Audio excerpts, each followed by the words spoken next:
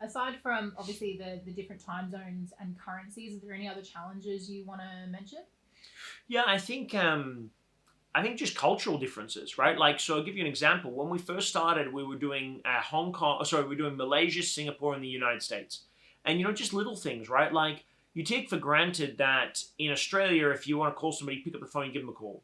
But, there's difficulties in getting numbers in those cities. And when you then call people as well, particularly for a lot of our Asian clients, they don't want to speak to somebody on their mobile phone because if it's an overseas number, they get charged for it. So they want to be spoken to on WhatsApp instead. So you're doing a lot more work on WhatsApp as opposed to the phone number, right? Same for clients in the United States. Then, when you're speaking to a client in Singapore and you're selling them a product, let's say it's $500 USD, for example, for someone in Singapore, that's not a lot of money.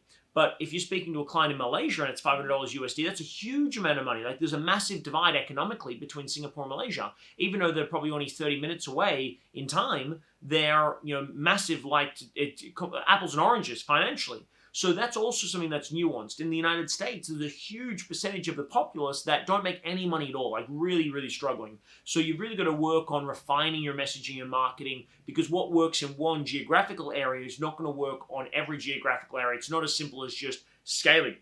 You've got to really do better work of understanding that market to be able to meet the market where it's at. So there's a lot in that as well. And I think a lot of people have these sort of ideas of grandeur of going, well, I want to have a global business. Well, do you really want to have clients in multiple current countries? Do you really want to have the challenge of responding to emails at all different times of the day and night? If you could make the same money and they all be in your local city, would that not be better for you and get rid of the ego of it? Then most people probably would say yes.